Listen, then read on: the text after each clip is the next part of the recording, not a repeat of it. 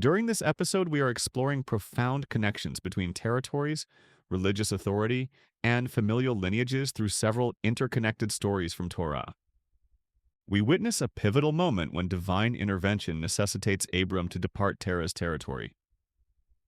The departure comes with God's significant covenant promising Abram and his descendants rulership over a multitudes of nations. The geographical significance of these events becomes clearer when Torah text reveals Terah's territory, known as Shalem, is identical to Shechem's territory. This identification proves crucial when examining the later events in Genesis 34, where Israelites encounter significant challenges while residing in Shechem's territory. The Hebrew text provides crucial linguistic connections, particularly in how the term Terah shares identical meaning with Keterket, meaning Keter Yisrael, harmful enemy toward Israelites. This linguistic relationship becomes especially significant in Genesis 14:18, where the term Leal Alyon appears in connection with Melchizedek, Cohen, authority, over Leal Alyon. The Hebrew term Leal Alyon represent where sky touched the earth, or a place where earth touched sky similar to a volcanic peak. Genesis 31:29 illustrate the Hebrew term Leal means oppressor, unbounded, without any value benchmark. Then Leal Alyon is associated with Terah's territory practices similar to Sodomites. The Hebrew term Yash Leal means God destroy Leal. Then Leal is the territory associated with Joseph-type DNA, Dan-type DNA. According to Torah, Joseph DNA is similar to Asher with specific 2X chromosomes. Then Dan is identical Naphtali with specific 2X chromosomes. Then Leal oppressor behaviors due hormonal imbalance. Dan resides in dry land, Cush territory, then Naphtali resided in lowland beside water. The Hebrew names Dan Naphtali means male with excessive estrogen, long hair, gynecomastia, accumulated fat tissue due specific to X chromosome, sodomite disorder. Torah illustrate Leal is sodomite-type oppressor DNA spread globally yet concentrated in high Amori territory, East Damascus to southwest China border. According to Torah geographical reference, Leal Alyon is the highest volcanic peak at Cush territory, Damavand region in North Iran. The Hebrew term Leal Alyon also represents Abram then Melchizedek, was an authority over Leal Alyon that constrained every aspect associate Abram life. This means Abram and Sarai were born at Leal Alyon, Damavand region in North Iran, but were foster children of Terah. Torah illustrate Melchizedek as anti-Torah Shechem Y-type, DNA identical Ramses, then Terah was anti-Torah.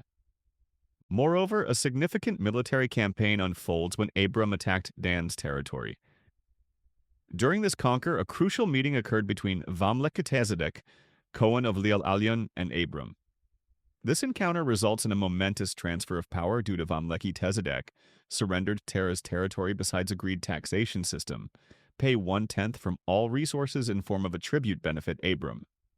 This taxation system becomes a precedent for future religious and political arrangements. Moses' establishment of the 1/10 law also come from this narrative structure.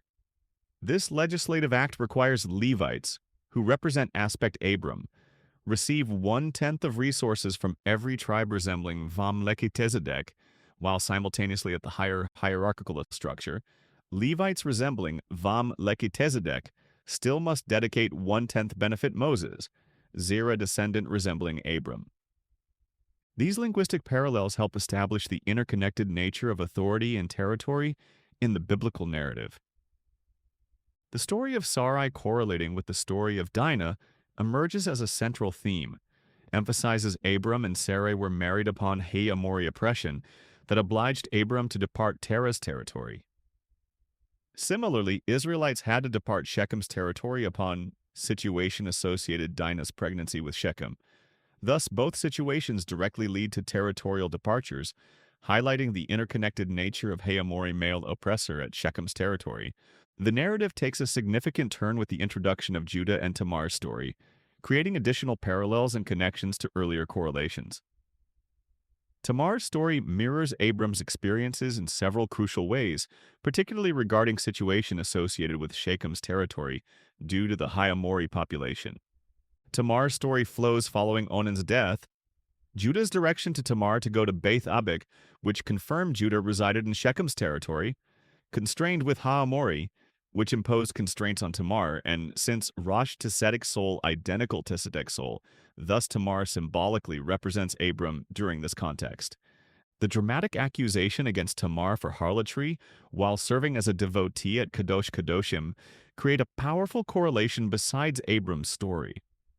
During Tamar's story, Judah's immediate response, ordering the pregnant with adultery must be burned, mirrors the earlier account of Abram being thrown into fire by Ha-Amori due to Abram destroyed idols at Shechem's territory.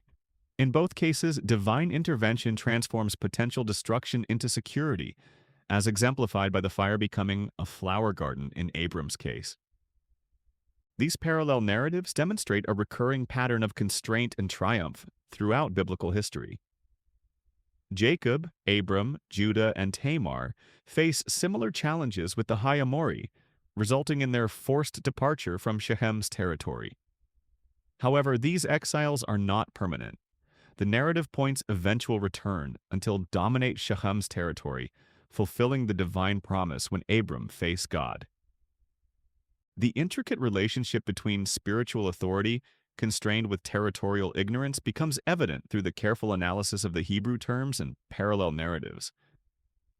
Torah illustrate a complex web of relationships between territories, religious practices, and familial lineages, with each story building upon and reinforcing themes established in earlier accounts. The original story of Abram's departure from and eventual dominion over Terah's territory serves as a template for subsequent generations, illustrating how periods of challenge and displacement often precede the fulfillment of divine promises.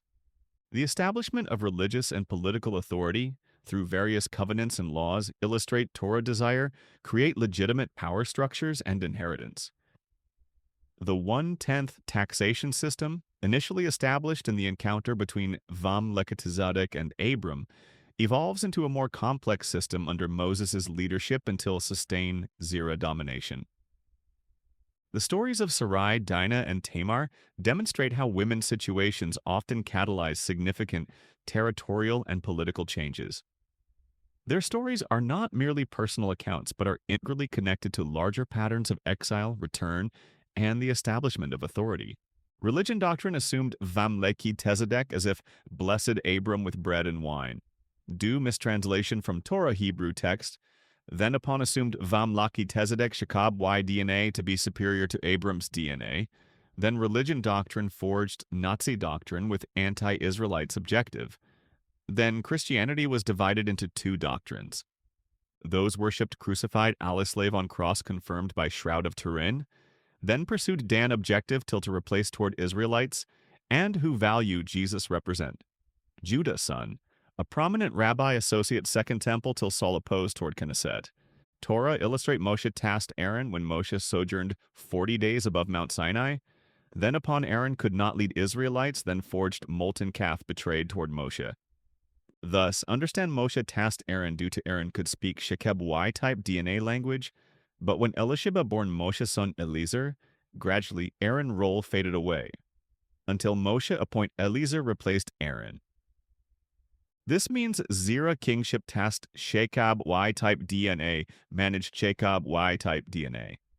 Similarly, Melchizedek surrendered Shechem's territory when faced Abram, besides agreed to dedicate 1/10 from all resources in form of a tribute benefit Abram.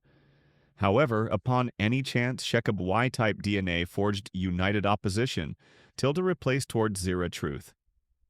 Thus, understand each Shekab Y-type DNA is Cain semi-animal harmful toward human existence. Careful Torah analysis illustrate how modern-day political conflicts could have been avoided if religion doctrine would not oblige ignorance, and how Torah truth sustain world peace. Torah illustrate a complex view of territory, authority, and divine promise, where temporary setbacks and challenges serve as precursors to eventual triumph and fulfillment. Through careful attention to recurring patterns and interconnected narratives, we see how Torah illustrate a coherent, picture-associate divine providence. I hope you have enjoyed this episode. Until next episode, keep questioning everything you think you know.